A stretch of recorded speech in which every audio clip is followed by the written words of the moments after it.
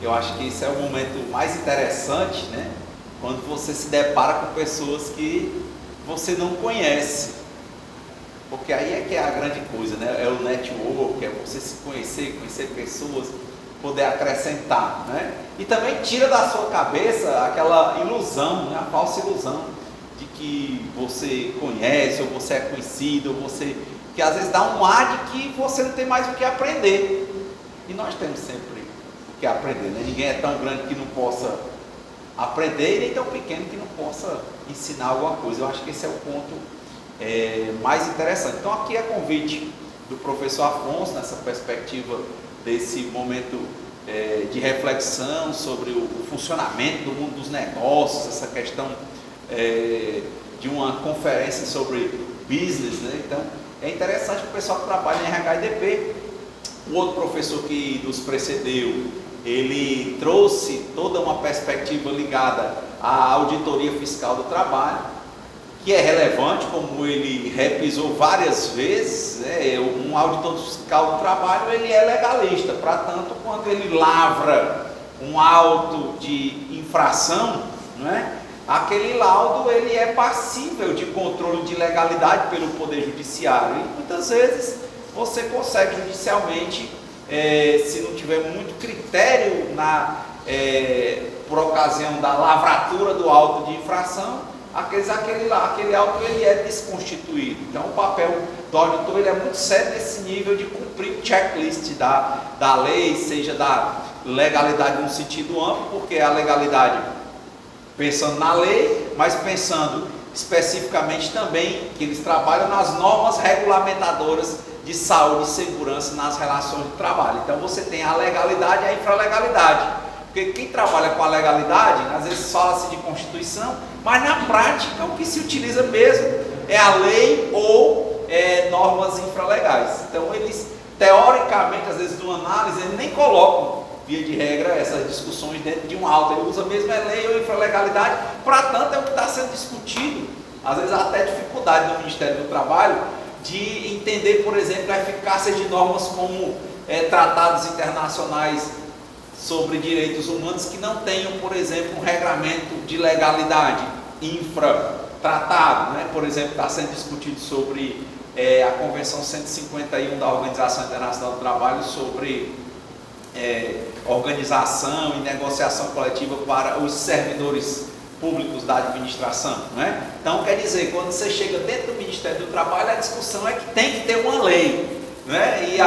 Porque eles estão acostumados a aplicar a lei ou algo infralegal, uma lei, um decreto, uma norma regulamentadora, porque uma norma de caráter mais distante nessa hierarquia, ele já tem dificuldade. Eu entendo a dificuldade aí, colocando já como a gente mesmo fala, tentando costurar aqui o debate, porque eles realmente têm esse compromisso com a questão da lavratura do auto, e os advogados patronais, por exemplo, quando uma empresa costuma levar alguma penalidade, eles vão discutir esse auto e vão querer exatamente o maior nível de precisão, não é? Então, nesse nível de precisão, na abstração, o pessoal que é do direito sabe se dá a questão das normas constitucionais de eficácia plena, contida, limitada, né? Quer dizer, se é uma norma regra, se é uma norma princípio, então eles costumam entender algo que não seja lei ou infralegal de um detalhamento extremo como algo que está mais para um princípio do que para uma norma, e um princípio não seria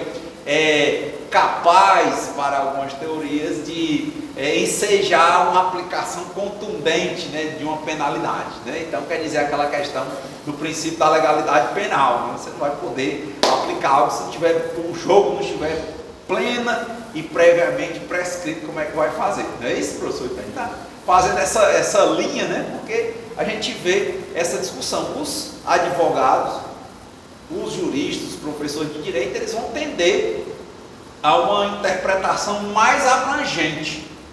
Eles vão tender a uma interpretação mais abrangente. E o auditor, ele vai tender a uma interpretação mais restrita da aplicação da lei, porque envolve pena, né? Envolve a aplicação de penalidade. Então esse é um ponto interessante. E é interessante, já que da minha parte aqui, para o pessoal que não me conhece, né?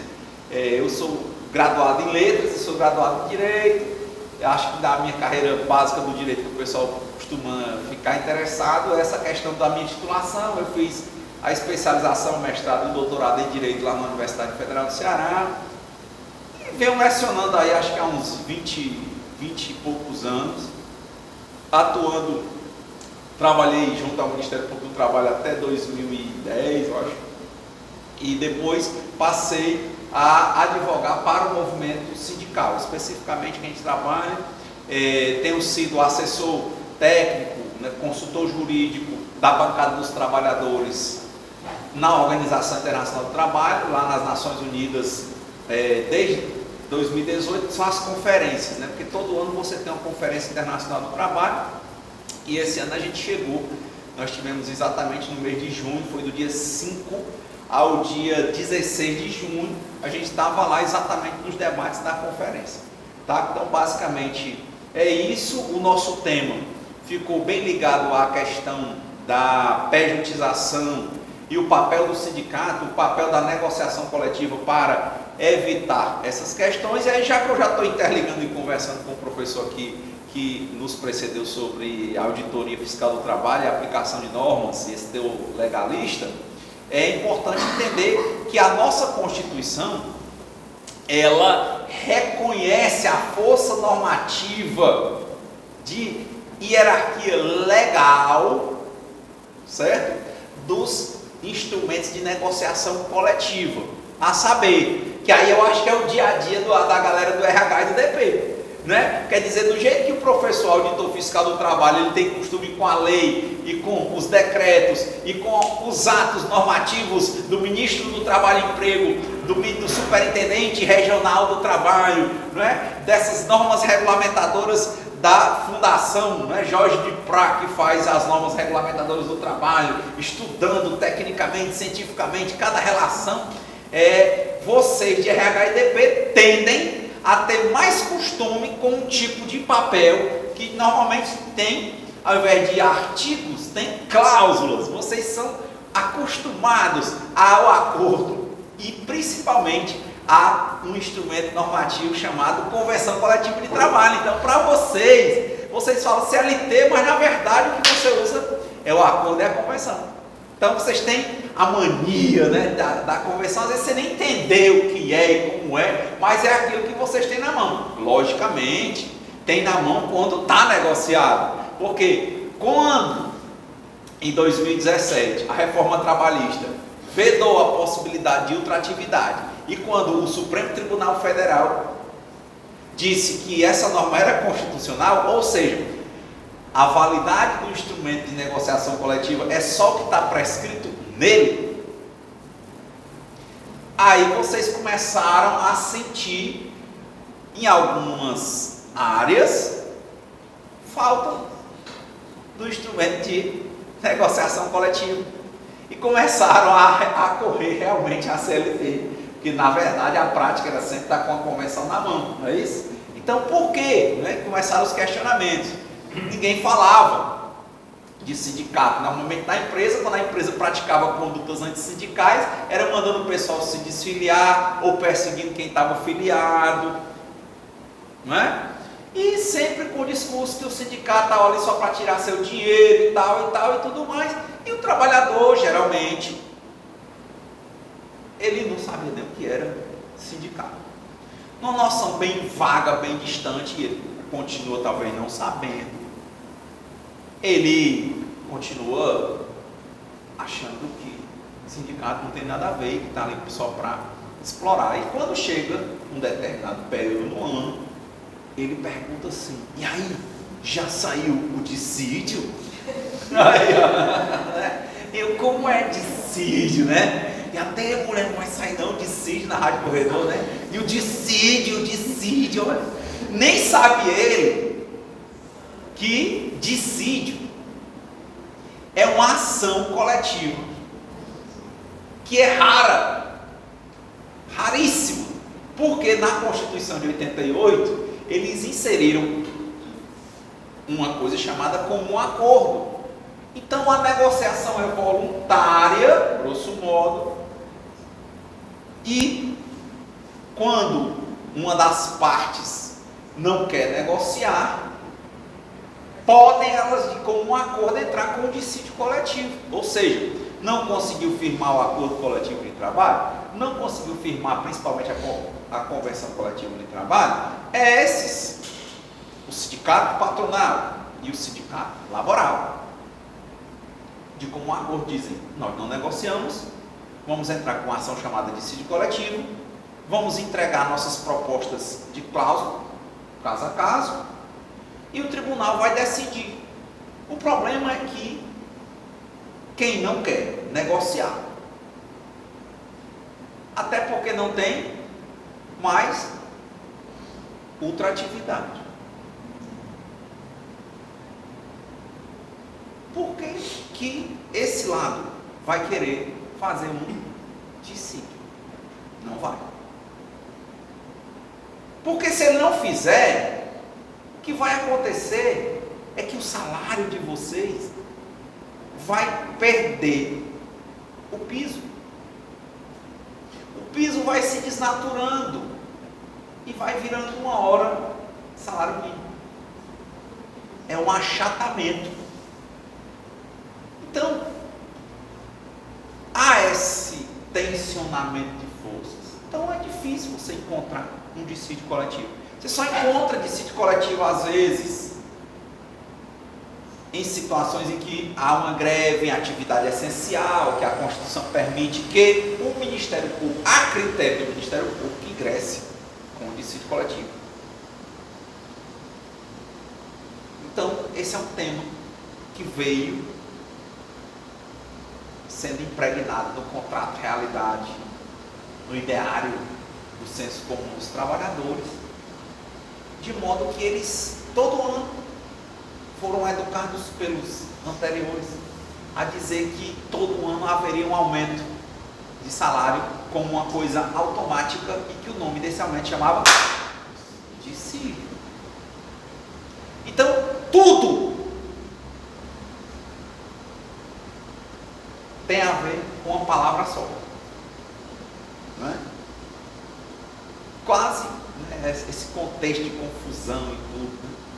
Eu me lembrei de um livro que eu li do Dalai Lama, né? Eu estava sendo bem criticado, mas ele disse uma coisa interessante. Perguntaram a ele assim: Dalai Lama, o senhor pode resumir todos os problemas da humanidade em uma palavra? Ele disse: posso. Você podia usar a palavra ignorância. Ele disse: tem dois tipos de ignorância. Existe a ignorância em que a pessoa não sabe de uma coisa, mas existe a ignorância mais recorrente, que é aquela em que a pessoa entende errado a natureza das coisas e repete como se fosse certo. Aí o exemplo de dissídio. Ele entende que é uma coisa ordinária, obrigatória, anual, como é o aumento do salário mínimo, porque historicamente vinha se repetindo, e ele entende que aquilo ali é tão automático que não precisa de ninguém para fazer, é automático. Então, nessa ignorância, ele não entende que o dissídio, na verdade, é raro ter um dissídio. Na verdade, os aumentos anuais eram gerados por negociação coletiva prévia, provocada em regra, pelo sindicato, que é o sindicato dos trabalhadores. Tem este papel. A regra é essa, de tentar aprimorar as relações de trabalho, melhorar. Então, quando o sindicato propõe, a empresa vai lá dizer, ou ela vai negociar, ou ela não aceita os termos da negociação, e a negociação trava. Mas por que, Clóvis, que todo ano tinha e ficava automático? Porque tinha outra atividade. Quando a empresa não queria negociar, os termos da negociação coletiva anterior valiam. Como era o nome disso? Ultratividade. E o auditor usava aquilo como status normativo de lei. Mas se não tem? Então ele, sabe, parece aquela história do Monteiro Lobato, tem um livrinho do Monteiro Lobato de fábulas. Aí diz que tinha uma casa que os ratos dominavam a casa. Só que botaram lá um gato que era um gato ninja, sabe? O bicho era um gato. Pronto, aí começou os ratos não saíam do buraco, na hora que saiu o gato, matava. Aí começou, né, aquela aglomeração dentro da maloca, do buraco dos ratos, e o que fazer? Né? Vamos morrer todo mundo de fome aqui. Aí um rato levanta a mão e diz: eu tenho uma solução. O problema é que esse gato é muito rápido. A solução é muito fácil. É só botar um sino no pescoço do gato. Na hora que ele vier, a gente escuta e corre. Ixi, todos os ratos levantaram esse ratinho. Ih, parabéns, parabéns, parabéns. Massa, agora está resolvido. Aí outro ratinho lá atrás levantou a mão. E quem é que vai botar o sino no pescoço do gato?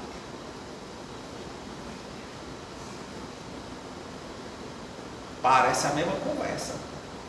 Para ter dissídio tem que ter comum acordo. O patrão, em regra, não quer nem negociar. Por que ele vai entregar ao judiciário para negociar? Se não negociava.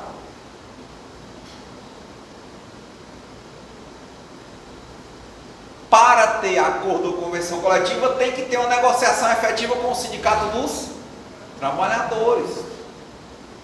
Ele quer, mas se o patrão não quiser, negociação é negociação, não é uma obrigação ele transigir. Ele até pode ser obrigado a dizer assim: olha, você tinha que sentar para tentar negociar,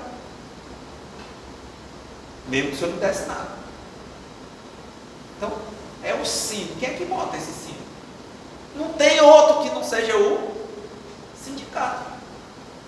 Pergunta a 99,99% dos trabalhadores e trabalhadoras do Brasil se eles entendem quem é que bota o sino no pescoço do gato. Pergunta a 99,99% das pessoas de RH e DP quem é que bota o sino no pescoço do gato. Sabe não. Sindicato aqui só dá trabalho, não sei o que, bebê. Que ele questiona, porque ele traz proposta, porque ele vem fiscalizar, porque ele vem te perguntar alguma coisa. E isso estou falando do sindicato que cumpre o seu papel, porque esse sindicato vem síndicos, do grego, aquele que protege, aquele que defende. Se ele faz o papel dele, você acha péssimo. Se ele for um sindicato amarelo, ou seja, que é bancado pelo patrão, aí você adora. Mas ele não cumpre o papel dele. O papel dele é sempre estar buscando colocar o sino no pescoço do gato ligeiro.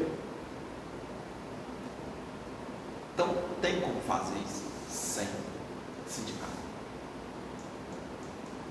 Então, pejotização tem muito a ver com a ignorância que as pessoas têm com relação ao funcionamento das coisas. Há uma crença absoluta na bondade do Estado com relação a elas. Não é isso? Ou seja, o governo é que impõe que todo ano tenha um aumento. Isso não é verdade. O que tem acontecido é aumento para o salário mínimo. Então ele crê que é o governo, que não é. E o governo faz salário mínimo. Mas esses que vocês têm esse enfrentamento, eles não são dignatários de salário mínimo. Eles têm um piso. E tem outras garantias que vêm na convenção, ou vem no acordo. Então ele não entende que é imprescindível existir um sindicato para que tenha um acordo. E para ter um acordo tem que ter alguém que chamou para negociar. E esse alguém que chama é se for um acordo para melhorar, vocês estão falando de melhorar. Por quê? Não tenha dúvida. Para piorar ou para reduzir salário, o patrão chama. mas para melhorar, só o Sindicato dos Trabalhadores, não tem outro.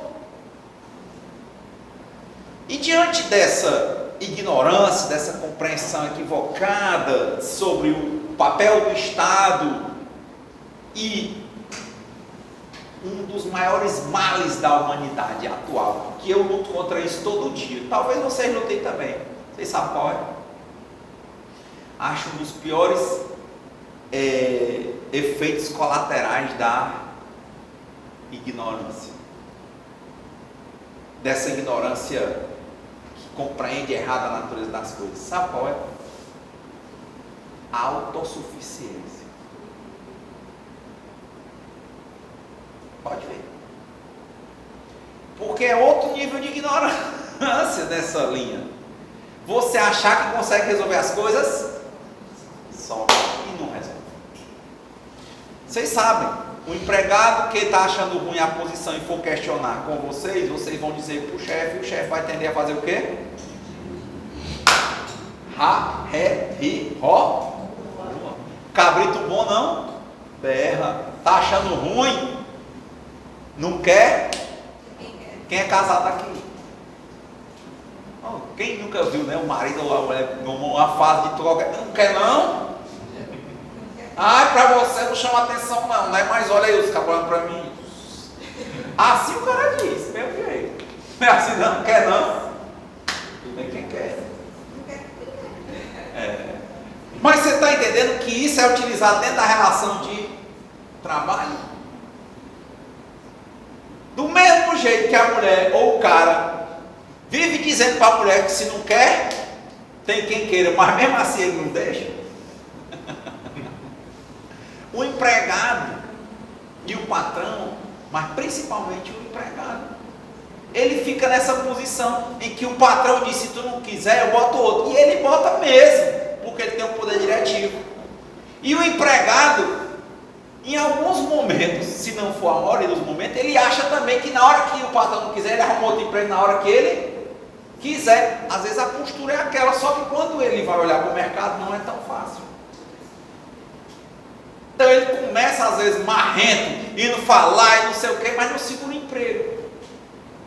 Aí ele vai se tornando mais calado, porque tem conta para pagar. Não é isso não? E quem vai por ele? Ixi, eu vou mandar meu pai lá na empresa. A empresa nem recebe. Não, é minha filha, ela é maior. Não, pode entrar aqui não. É assim não? Olha, eu queria falar aqui com o gerente. Quem é o senhor? O senhor é vendedor? Não.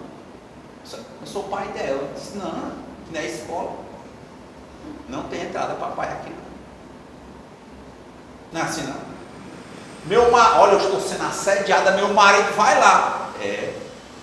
Mas não pode ter o exercício arbitrário das próprias razões. Ele tem que fazer um BO, ele tem que entrar no processo, ele não pode entrar na empresa. Olha, eu estou entrando aqui porque estou assediando minha mulher. Entra. Vocês autorizam entrar? A empresa tem uma culpa em vigilando de cuidar, não vai deixar um matar o outro dentro da empresa. Não vai. Não entra. Então, teu pai não entra. Teu marido ou tua esposa não entra.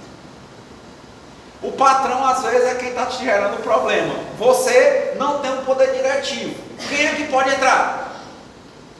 O sindicato. E a empresa não pode se esquivar de deixar ele entrar, não pode se esquivar de escutar, porque ele tem uma relação coletiva de substituição processual, procedimental. Ele tem a representação de vocês para defender vocês na relação de trabalho. Vocês acham que todo mundo de RH e DP tem compreensão mínima do que eu estou dizendo? Mas o que eu estou dizendo é defesa de sindicato, propaganda para sindicato, ou vocês acham que é realidade? Tem. Teu pai não entra na empresa. Olha, eu fui não sei o que, né? Foi o pior assédio sexual dentro da empresa. Eu foi isso, fui violada. Não entra. O sindicato entra. E se ele não entrar, ele bota o boneco na porta. Mas o seu pai botar um boneco na porta, ele vai ser preso. Ele não tem nenhuma relação dentro da relação capital-trabalho para te proteger. Mas o sindicato tem, é conhecido pela Constituição, pela lei e pelas normas infralegais. Então não dá para a gente ter esse papo sem falar de sindicato, porque a pejotização ela é muito uma decorrência de uma ignorância, uma compreensão equivocada sobre a natureza das coisas, que gera um efeito colateral chamado autossuficiência do trabalhador num ambiente de trabalho. Ele acha que ele sozinho vai resolver. Por um lado. E por outro lado, ele acha que o governo sabe de tudo que está acontecendo, que tem auditores fiscais em quantidade suficiente. Os caras às vezes não podem nem fiscalizar, porque não está na meta. Tem coisa que você denuncia e diz, não, mas isso aqui não tem essa ordem de trabalho. Estou mentindo. Não tem. Olha, chamei para não sei o que. Não, meu filho, nem tem auditor suficiente. E nem tem coisa, que não está na meta. Bota lá, mas ninguém vai. Aí, estou perguntando ao auditor. Me lembro de várias coisas que eu via quando eu trabalhava no MPT. É assim.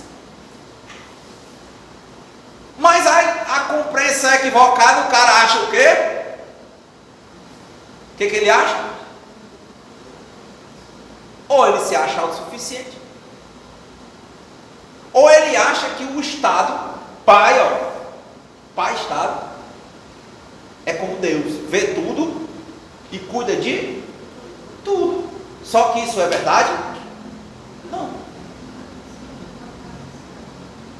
Ou não existe esse equívoco que eu estou falando? Principalmente agora com essa escala aí que ele está mesmo, a implementação dessa escala. Então há muita ficção na cabeça da gente, sabe? A gente está muito, sabe, aquela síndrome da mulher que tem aquela coisa sonhando num príncipe no cavalo branco.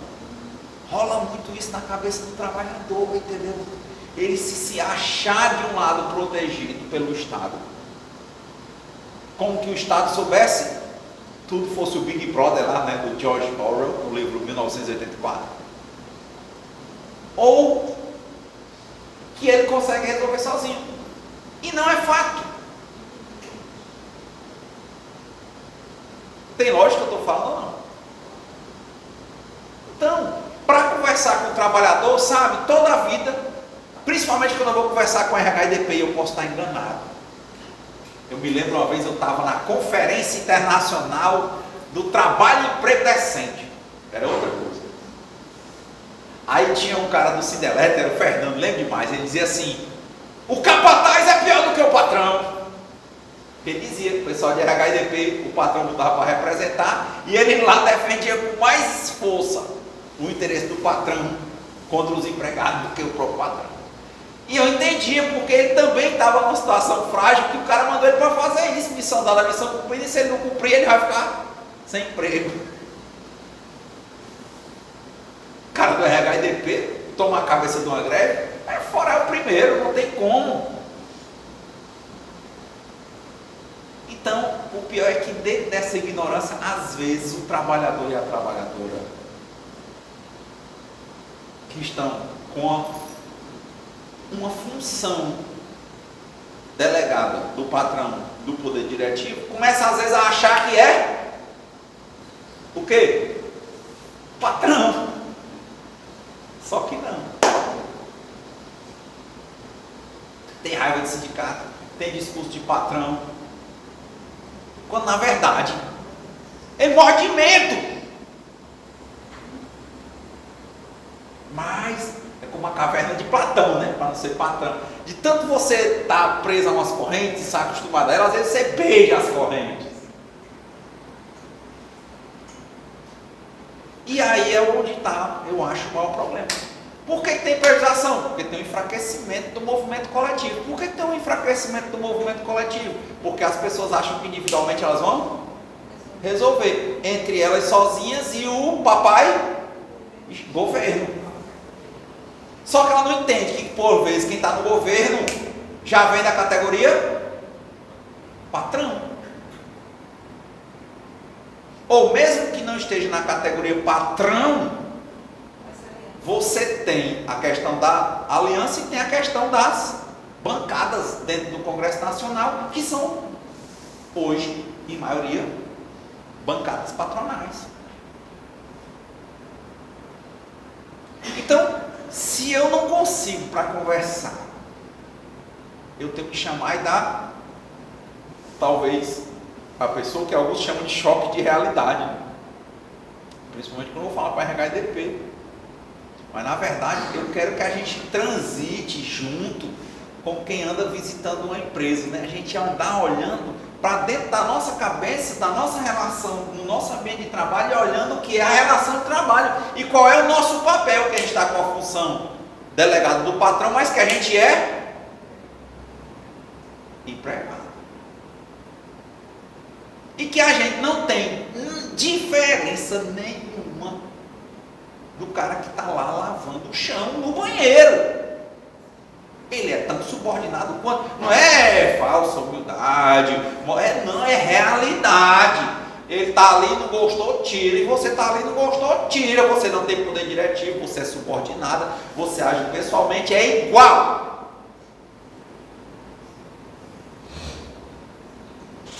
Então, esse tipo de reflexão, que quer fazer diante, às vezes, de uma falta, uma baixa autoestima, né? Mas a pessoa não se ama. Ela fica procurando toda hora posição e coisa para se sentir valorizada, amada e tal, e fica, sabe, eu sou isso, eu sou aquilo. Na verdade, ele tinha que entender, trabalhador é um lado, empregado é o outro. Empregador é o outro. Empregador é unido quando ele vem com as pautas de redução de custo. Ele só se desune quando ele concorre, mas para reduzir custo ele é unido. E o empregado, ele tende a ser desunido, porque ele é confuso, porque ele ignora a condição, porque às vezes ele confunde a posição dele com a de patrão, porque às vezes ele acha que o governo vai resolver, mas ele não entende que só quem bota o sino no pescoço do gato é o sindicato. Não tem outro. Não tem outro. Não tem.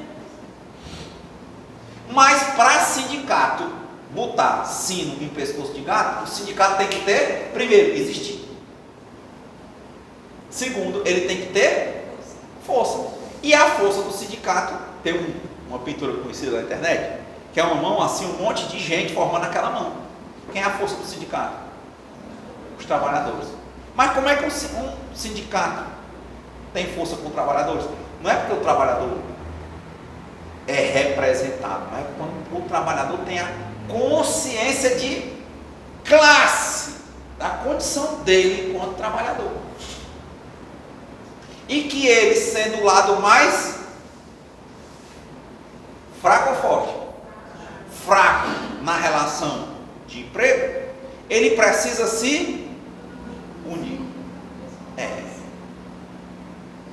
Você diz, mas para que é que eu vou querer um sindicato se eu consigo me unir? Ora mais, se você se unir sem o sindicato, a pessoa olha para você, pessoa física, e corta. Não existe. E aí a norma cria uma pessoa jurídica, já fica em igualdade mais ou menos de condições. Pessoa jurídica da empresa, pessoa jurídica do sindicato. Tira da pessoa física a pessoalidade, porque se juntar eu vou falar, para criar uma perspectiva de despersonalização do conflito. Dizer que o conflito não é dela, dele, mas é daquela categoria. Aí muda. Porque ele vai falar e diz assim, olha, está acontecendo isso, isso, isso. Quem foi que te disse? Não te importa, cara. Vai tu, empregado, você empregada, o teu patrão perguntar, quem disse você? Não te importa, cara. O que, rapaz? Aqui no Ceará tinha um negócio antigamente assim, respeita as caras. Tá louco? sou teu patrão. Daí, nada não. Ei, pessoal, saiu, ó, manda esse papelzinho aqui pra ele assinar, dá uma troca. Chama-se aviso prévio. Tchau. E o sindicato chega e diz na maior, não, como o auditor chega lá, não, denúncia anônima. É proibido até dizer que fez denúncia. Pronto, olha aí, fantástico. O sindicato diz, não, eu estou sabendo, e aí? Você vai me dizer como é? Como é? Aí fala, meu amigo, meu pai é outro, ele tem filho barbado é gato, camarão. É não. Sabe? Tem lógica, eu estou dizendo, para a gente conversar, porque pejotização é isso, é gente que não entende qual é o lugar que tem. Por isso que fica dizendo para o marido, eu te dei. Deixa nada. Deixa amanhã, toma duas, aí o telefone recomeça a ligar de novo. Manda mensagem. É que não é beijo que você tem. Também você não tem força ainda. Era melhor, né? Às vezes você dá um tiro só, né? Igual aquele filme de Star Wars, que o cara acertou só um tiro, tipo, derrubou a nave todinha. Estrela da morte, né? Um buraquinho, tchum, só um tiro. Mas não, você fica a vida todinha. Pode te deixar, você quer ter que. Vai certo. Mas por que você faz isso? Porque às vezes você ignora qual é a sua real condição, qual é o poder real que você tem. Então, para começar a conversa, eu acho que periodização, ela existe porque tem ignorância do trabalhador que não se entende como trabalhador. É uma coisa, uma categoria, por exemplo, data máxima vem aqui com o doutor, que sofre. Aí está buscando trabalho. Mas pode ir atrás também que uma parte do sofrimento é porque o servidor em si não se sente trabalhador.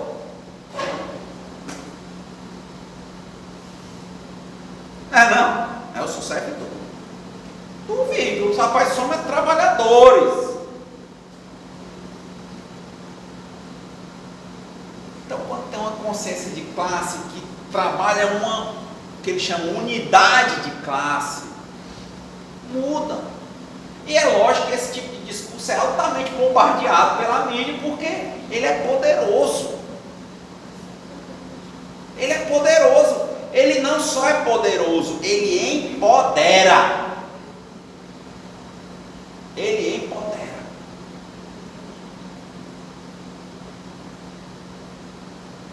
Caso um dia o cara falou para mim, disse, estava na época o presidente da CUT nacional era o Arthur Henrique, uns anos atrás. Depois do Vicentinho, Arthur Henrique. Aí o cara disse assim, olha, eu estou com uma empresa que tem uma briga lá, qual é o sindicato que representa? Aí foram perguntar para o Arthur Henrique, ele disse, é o mais forte. O auditor, não, porque a lei, meu filho, a empresa não quer, meu filho. Para. Vocês têm força? Para e está parado. Todo mundo uma vez. Quando começar a atividade começar a sentir o prejuízo, o patrão vai lá e diz, meu amigo, eu não quero saber não, seu auditor, o que o senhor está dizendo? Não, eu não quero saber disso, companheiro. Eu vou fazer negócio com esse sindicato aqui. E pronto. Mas quem é que tem? Quantas categorias? Talvez você não consiga juntar numa mão, nos dedos de uma mão, categorias em que as pessoas têm um nível de compreensão da realidade que eles vivem e entendam que sozinhos eles não conseguem e que eles precisam se unir e serem representados por um sindicato na relação de emprego. Ah, o sindicato esse é ruim. Vá lá e discute a diretoria. Vá lá e bote outra pessoa. Mas dentro do sistema capitalista eu não consigo ver como é que tira. Não tem. Então, a partir dessa nossa conversa, é o que eu começo a enxergar. Vai tendo periodização porque conseguiram quebrar conseguiram colocar divisão na cabeça da classe dos trabalhadores e trabalhadoras. Vocês têm dúvida? Como eu te falei, tem gente que está tão acostumada a conversar com o patrão e dizer, achar que toma conta da empresa, que se acha patrão. Eu já vi gente de RHDP, o contador, o advogado de empresa, aquela empresa sem mim para nada, rapaz. Quem já viu gente falar assim? Quem já viu? Sério mesmo? Estou mentindo? Corriqueiro. Tá vendo? Ó? Isso aí já é a mazela, ó, de novo. Ó. O efeito colateral da doença da ignorância. Qual é? A autossuficiência. Não tem. Vai te gerar uma ilusão imensa. É a mesma coisa. Unidade, ela nasce de uma compreensão adequada sobre a natureza das coisas. Separação nasce de uma ignorância, uma compreensão equivocada sobre a natureza das coisas. De novo, dois eixos da ignorância: confiar que o Estado vai resolver por um lado e se achar autossuficiente pelo outro. Então aí eu vou encontrar com a administração. Basicamente. Close. Fechando aqui, dado o tempo, a nossa professora já chegou ali. Qual é a solução? A primeira é isso: tentar ver a realidade, tirar as ilusões da cabeça. Entender que é importante você entender qual é o seu verdadeiro lugar e qual é a sua posição. Entender que dentro do sistema capitalista há a necessidade de uma entidade representativa que despersonalize a luta, porque se você for identificado, você vai ser, tenderá a ser perseguido. A partir daí você começa a fazer os enfrentamentos, porque você não aceita. E não aceita. Agora, sozinho, nessa realidade, não consegue. Não consegue. Então, basicamente, com força, qual é a empresa que, tendo uma massa que consegue pressionar, vai deixar de fazer negociação coletiva?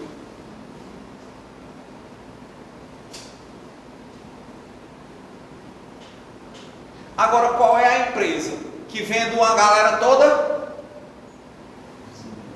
separada, desunida, confusa, que não tem condições de enfrentar, ou que é tão assim que se um ou outro for querer enfrentar, ele identifica logo e percebe que ela vai se animar a negociar para melhorar a condição de trabalho? Porque melhorar a condição de trabalho do trabalhador tem um ônus. Não vai. Essa é a primeira discussão. Agora, tendo a força que vem dessa unidade, vencendo essa ignorância, aí você tem negociação. Tendo negociação, o auditor pode fiscalizar em cima dela. E a negociação não é para ser igual à lei, é para ser melhor do que o que está na lei. É para avançar.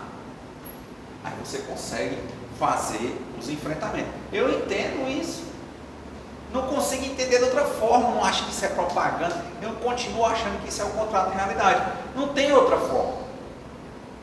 Não há. Não há. Mas, como eu falei, né? Fazer as pessoas entenderem isso é difícil. Porque o discurso massivo agora é de quê? Que as pessoas sejam como se fossem os... Qual o discurso agora mais forte? Você é o senhor da sua história. Eles pegaram essa marca de trabalhadores para criar uma confusão na cabeça dos trabalhadores, para eles, sendo trabalhadores, se sentirem como se fossem. Isso é diferente do que se ensina na gestão de empresa. Ter o espírito de dono é ser diligente. na sua função. Mas a pessoa acha que é querer ter a força, o capital, e não é. Por isso que não é capitalista, porque quem detém o capital, aplica o capital, e como o trabalhador ele não tem o capital, ele só tem a força dele de trabalho para vender. Ele não, nessa parte ele não é. Tem que ser diligente, ter espírito de dono. Mas ele achar que ele é de fato o dono, no sentido de confundir a pessoa dele com a pessoa do dono, ou ele só querer ser o dono nesse sentido, vai ser horrível. Mas aí, professor, nessa questão, você acha que a questão da força vai ter no sindicato a partir de agora, no momento que a gente está vivendo? Vai voltar ou vai ficar do jeito que está? Porque assim, a gente que acompanha as convenções coletivas, o que eu venho vendo nas convenções coletivas é que, basicamente, não tem em você, estão pegando tal qual CLT, botando na convenção e não está tendo mais um diferencial. Beleza, por que está acontecendo isso? Não tem mais a força que tinha antes. E aí, daqui para frente? O que é que o senhor diz? Não, eu não estou vendo nenhuma diferença de lá e para cá, é a mesma coisa. O pessoal vai para a Assembleia? Não vai. Discute a pauta? Não discute. Eu estou dizendo que está levantando a mão para o céu porque ainda consegue ter uma convenção, porque tem categoria que não faz. Eu peguei um emprego que passou para mais de anos sem Não fazer. tem. Então vou dar um caso, um exemplo. Um dos sindicatos que eu atuo na parte coletiva é o Sindicato dos Comerciários de Fortaleza, Quirais, Eusébio, não sei. Está lá negociado. O patrão vem negociar com a gente. Sabe por quê? Porque a lei diz que o funcionamento do comércio nos feriados tem que ser mediante negociação coletiva. Se não tiver negociação no feriado, não funciona. Aí vou lhe contar uma. Quando chegou no dia da eleição, não foi negociado o dia da eleição. Vocês devem ter acompanhado isso no jornal. Aí os caras, não vai funcionar. Nós dissemos lá, ó, não está negociado. Se quiser negociar, a gente negocia. Mas não existe não.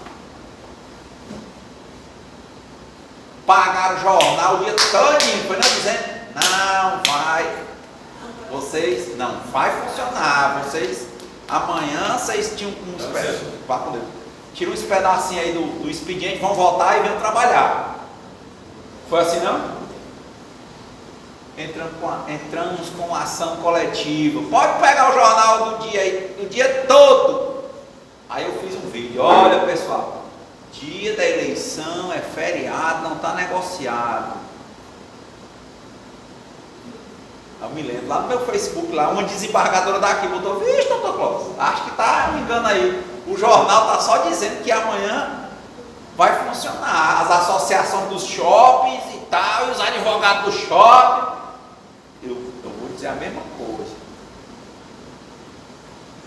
Não vai funcionar. Porque é feriado. E porque não foi negociado. Rapaz, jornal perdia, jornal não sei o que, e o pessoal dizendo, aí ó, tenha calma, meia-noite saiu a liminar. Doutor Tarcísio vai parar. Shopping que abrir multa por loja e por cabeça de trabalhador.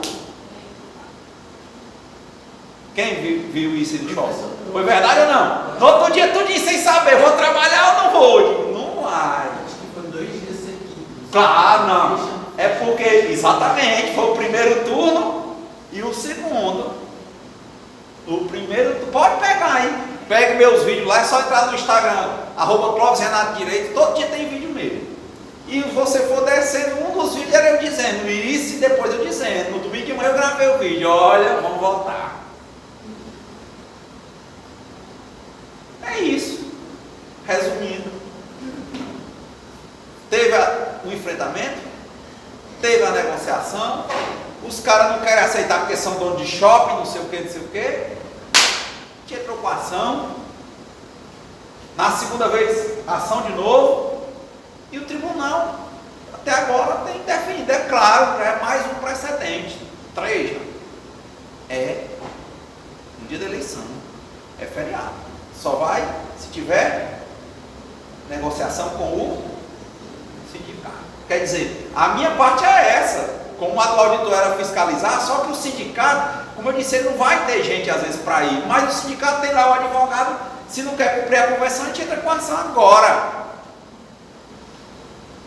É outra força que você tem. Né? Então, primeiro é você se juntar, fortalecer a entidade, melhorar a entidade, ela negociar e a gente vai brigar para que seja cumprido. E pronto. Certo? Basicamente é isso. Tá? Então, resumindo e fechando a conversa aqui, né? Espero não ter cansado muito vocês, mas hoje eu vou trabalhar, estou convidando já de novo, né? Quem quiser me seguir lá pelo Instagram é @ClóvisRenatoDireitos. Lá no Facebook acho que é Clóvis Renato Direitos também, tem no YouTube e tal. À tarde hoje eu vou estar lá a partir de 2 horas, né? Lá na Gran Shopping, tratando a disciplina de direito sindical. Eu acho que talvez eu tenha com vocês também essa disciplina. Tem uma disciplina chamada sindicalismo. Então nessa disciplina eu vou explicando como é, quais são as normas, né?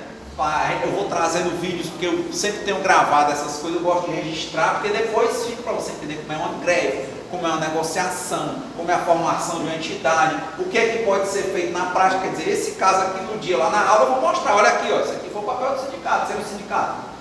Por exemplo, eu atuo em 65 municípios lá de São José do Rio Preto, com a parte de saúde. Ação nossa na pandemia que tirou os trabalhadores e as trabalhadoras, antes de sair aquela norma, o pessoal que tinha condição de saúde difícil, que não podia trabalhar, ação nossa para afastar ele do hospital. Nossa, que eu digo, sindicato. Tá? Então, de novo, é o melhor céu do mundo? Não. O sindicato é uma entidade como qualquer coisa humana. Mas ele precisa dessas pessoas, inclusive, para oxigenar, para questionar. Mas sem ele, eu não entendo como é que você consegue outro tipo de defesa. E, infelizmente, volto para o começo da fala. O trabalhador vem procurar vocês para perguntar pelo dissídio. E ele não entende o que é e sai questionando o sindicato. Certo? Ajudou? Obrigado. Bom dia.